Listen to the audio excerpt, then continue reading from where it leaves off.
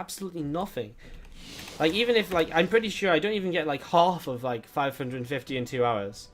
I'm obviously farming horrendously wrong. Because however I'm doing it is just does not work for me. I just get none at all. Anyways, enough WoW talk, guys. Let's cast some more StarCraft 2. Let's get this going once again. Let's get back on track here. We're going to have to the top left-hand side our Red Brothers player. It is going to be from Team Africa. Patience, who is 1-1 now in the group. So if he wins this... he's through the group in second place behind Trust. MacSed currently 0-1. Has to win this to keep Jachi's hopes alive. And his own hopes alive in Group A. He is from Invictus Gaming. Our Blue Pros, MacSed here. In our third PvP of the day. Alexa Low in the chat. Love your streams. Always makes me happy that casts expand and improve. And your stream has increased frequency and viewers lately. You like that? I'm glad you like it, mate. We've always been trying to increase the frequency, and it's great to see the viewership increasing as well, of course. Obviously, we've got a lot of tournaments on the way in production very soon. The Team League is making a return bigger and better than ever before. The Wardy Open is going to be concluding in the near future as well.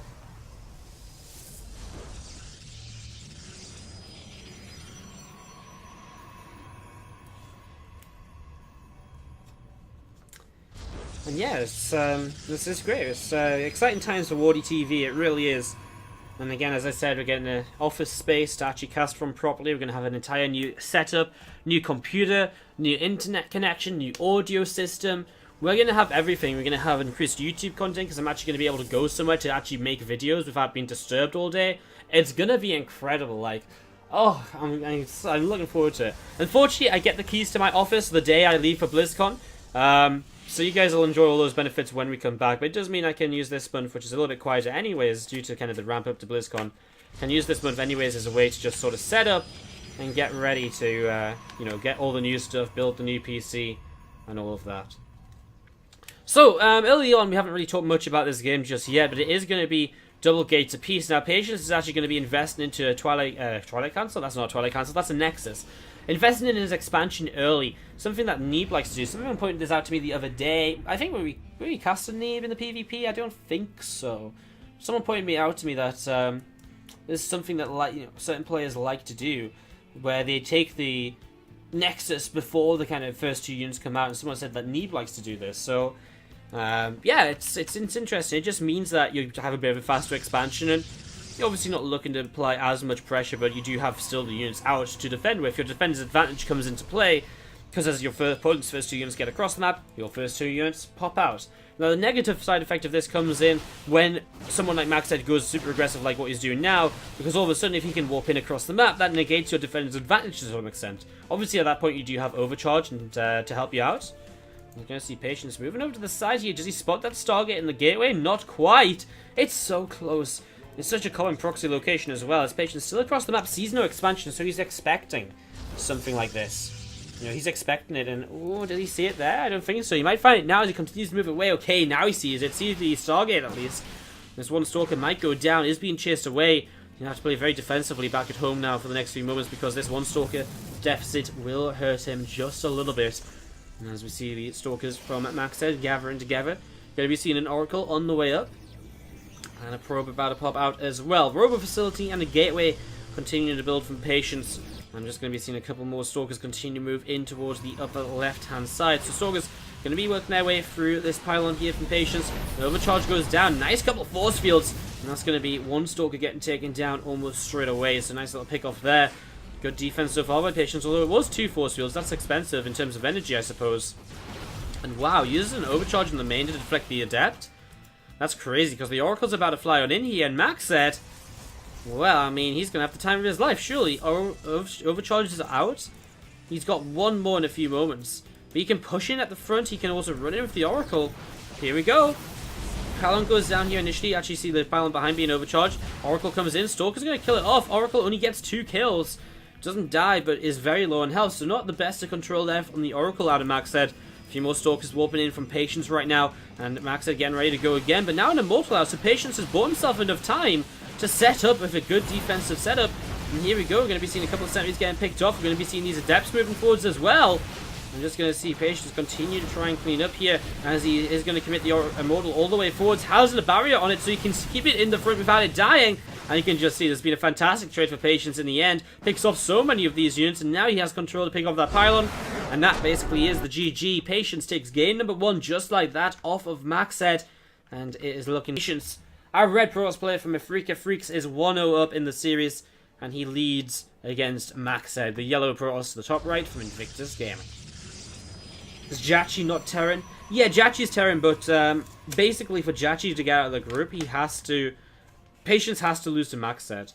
So that's why I'm mentioning Jachi so much, because you have to expect that Jachi is one of the favourites to move out of the group, maybe even over MacSed. So it really is this match important, not just for the players involved, but for Jachi as well. Obviously, it's important for Patience in the sense that if he wins right now, he's through in second place. If he loses, then Jachi can still overtake him, and MacSed too. So it's still, you know, that's sort of why we're sort of mentioning it a little bit here, as we do set up into game number 2.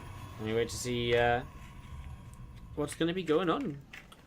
We're all still doing good. We're all still okay, guys, in the chat. Again, let me know how we're doing. Let me know if you're cheering on anyone in particular. We do have Group B coming up after our series today as well. If you're not interested in the players that are playing right now, maybe you'll be interested in Creator, Sleep, Jim, and Super, who will be coming in and playing a little bit later. More PvP, lots of Protoss players in these two groups. Lots of Protoss versus Protoss the last few days, but that's okay. Gotta have some PvP sometimes, right? Gotta have some PvP sometimes, and just sort of go from there. Cybercore on the way from both double gates, even here on Frost. Neither of them going to take the risk of expanding super early, as we're going to be sitting and just waiting to see what happens next. Probes are scouting, both of them going to the bottom right to begin with. Both will find their opponents in the cross spawns very shortly. How many more games? 9? So for Group A, I had like a list of replayers numbered 1 to 20. And basically, as soon as I start getting replays that aren't part of the group, that's when we're done with Group A. So we still have 6 best of 3s after this. And maybe MacSed versus Jachi. Because again, I don't know, even if MacSed loses here and MacSed Jachi is a pointless match, then they might not play. MacSed's one of the people who doesn't like to play those pointless matches. But they might play anyways. So it's sort of like, we don't know. But there's definitely at least 6 best of 3s after this. 6 best of 3s. We've got a lot of StarCraft for you guys today. I told you this. We're not messing around. We got loads of StarCraft for you guys. Catching up on the last couple of days that we missed out. Bring it all to you guys. I mean, it's good, right? Rather bring you guys some StarCraft than not cast at all. And it makes sense to catch up on the SGL matches we missed. So, yeah, glad to be able to bring you guys the action. Again, it's going to be weird this weekend. I'm going to be at Epic Land. I'm going to try and get the Epic Land stream on this stream here so that you guys can watch the Epic Land competition. But, if that's not a possibility, then I will not be live for a few days, which is unfortunate, but it happens. It happens. Devs just moving forward. It's not much they can do just there. They're going to be seeing a couple of stalkers from MacSed going to start to poke out and look to see if they can spot anything running on in already. So a couple of stalkers out the front here for MacSed as them 2 Adepts and Patience. Going to be shading up the ramp in towards the natural/main base. So Adepts just going to move on through, cancelling the shades there actually as MacSed and continue to sit around, and again looking to see what's happening. 2 more Adepts again from Patience, looking to see what they can do. MacSed pushes forwards, pushes those back. 2 Adepts, 2 Stalkers joining themselves together. Stalkers and MacSed just going to be joined up in the main base. Robo facility will come down now as well in just a moment or two. And again, we just see that gateway building up from Patience to the side here. 2 more Stalkers dropping down to the coming out of the main bit of the bottom left hand side now as well. Moving across and looking to see what's up, looking to see what's happening.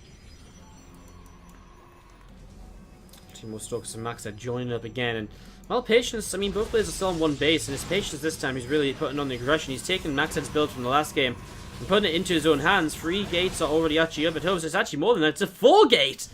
Oh wow, this Wings of Liberty.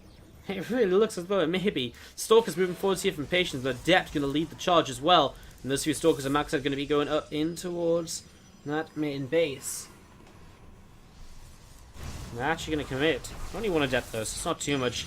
Stalkers and Sentries jabbing together. The Sentries are such a huge part of this as well. Their ability to force field units away, especially in this sort of little kind of choked up area.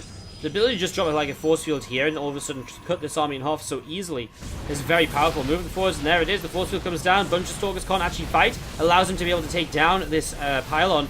I'm going to see another couple of force fields really well placed. Patience is just engaging in such a way that's so powerful here. Knows that overcharge is going to come down now. Starts to target it. Drops another force field too as he realizes the sentries are starting to be picked away at. And we do see more Stalkers warping in, continuing to push on forwards. Patience is continuing to clean up just more and more units here. Mothership Core gets targeted, so the extra pylons now don't really matter. But an Immortal comes down the ramp, so MacSed has held on long enough to get an Immortal out here. And that's the position we saw Patience in before. That really sort of changed the game for him. As we're going to be seeing a few more Adepts warping in. One Adept begin to get in towards the front.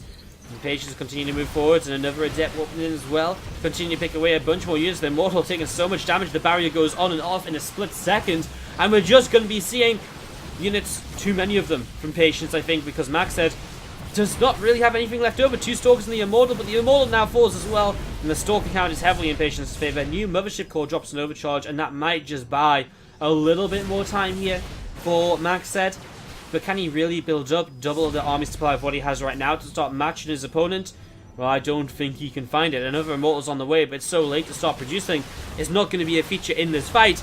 And as Patience continues to fight on in, I think MacSed will probably just type out in a moment or two, because honestly, what's he got left to play with at this point? And there it is, the GG. Patience is going to take game number 2, the series, and he will advance in 2nd place out of Group A, alongside Trust, who've